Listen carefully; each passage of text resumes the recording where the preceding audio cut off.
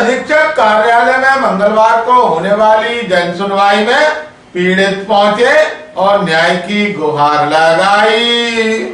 ग्वालियर के गिरवाई थाना क्षेत्र में आने वाले गोकुलपुर गांव निवासी कमला यादव आज भू माफिया और दबंगों से परेशान होकर पुलिस अधीक्षक कार्यालय में होने वाली जन सुनवाई में पहुंची, जहां उन्होंने उनकी जमीन पर लाठी डंडों और बंदूक की दम पर कब्जा करने का आरोप लगाया, जिसके कुछ वीडियो और सीसीटीवी फुटेज भी उनके पास है।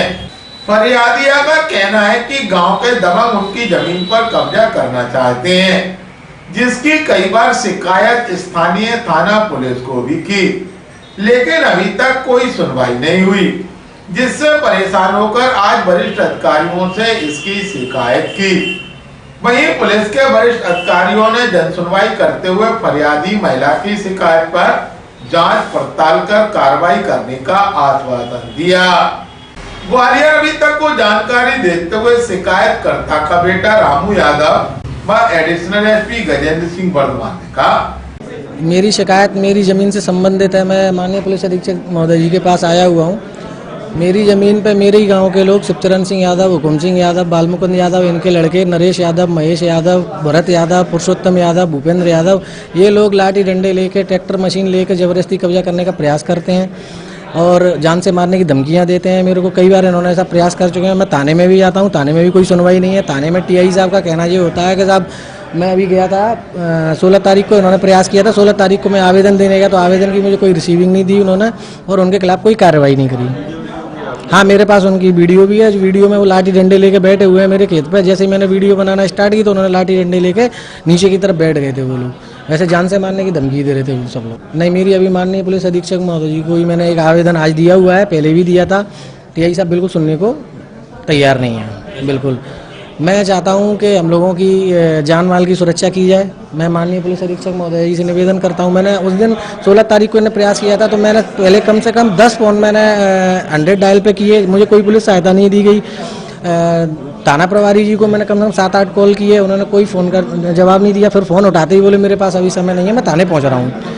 फिर उसके बाद जब मैं थाने पहुँचा तो मुझे कोई रिस्पॉन्स नहीं दिया गया। मैंने कई इनके खिलाफ कार्रवाई की है, जबकि उनको पिछले महीने में दोनों पार्टियों को, हमको और उनको दोनों को बॉन्ड ओवर कर दिया गया था। उसके बावजूद भी वो लोग जमीन पर कब्जा करने का प्रयास कर रहे हैं। जन सुनवाई में किसी प्रकार का आवेदन प्राप्त हुआ है जिसमें जमीन के कब्जे के संबंध में शिकायत प्राप्त हुई है। उस संबंध में हमने शिकायत को देखा है, पर चूंकि जमीन के संबंध में ऐसा कोई अभी फिलहाल उन्होंने दस्तावेज प्रस्तुत नहीं किए हैं, फिर भी मैंने थाना प्रभारी गिरवाई को आवेदन भेजा गया है। हम जांच करेंगे मामले की और जो भी तथ्य और साक्ष्य आएंगे उस हिसाब से कार्रवाई कराएंगे। वहीं बीएसएनएल से रिटायर्ड कर्मचारी नरेंद्र पाल को पड़ाव थाने का पुलिस स्टाफ पिछले कई दिनों से मानसिक रूप से परेशान कर रहा है।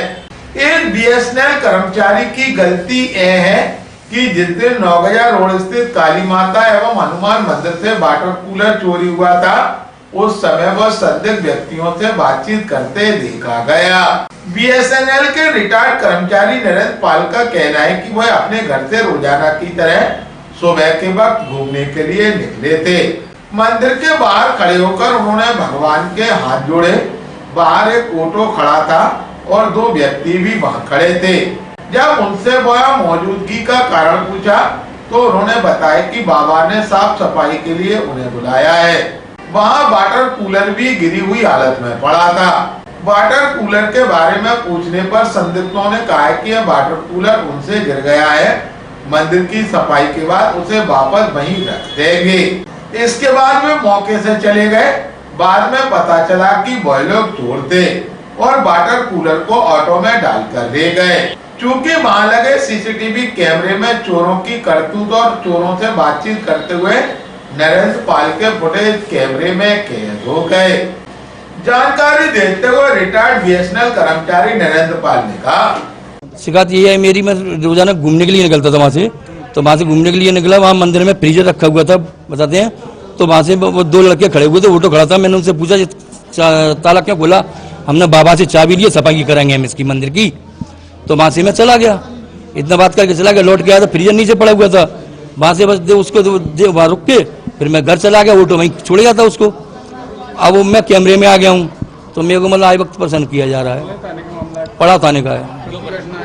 है ये है तुम्हारे 14 अक्टूबर की। जी अपने सिंधे की छावनी। आप क्या करते हैं? मैं BSNL से रिटायरमेंट हूँ। हाँ परेशान कर रहे हैं, आए वक्त बुला लेते हैं, बिठालते हैं, कहीं आप ऑटो वाले को पकड़ के लाइए, आप जानते हैं वो जानते हैं। उनने ये बोला आपको बुलाया जाएगा, मैं बताऊँ। वो उनको मैं जानता नहीं हूँ, ऑटो वालों को मैं नहीं जानता। वो वहाँ से फ्रीजर गाड़ी में डाल के ले गए, मतलब आपका नाम बताइए। अब मेरा नाम फोटो वो उसमें कैमरे में आ गया, तो उन्होंने मेरे को बता दिया। वो मंदिर के लिए आया था वो। हाँ मंत्री जी कर रहे थे उसका, चोरी करके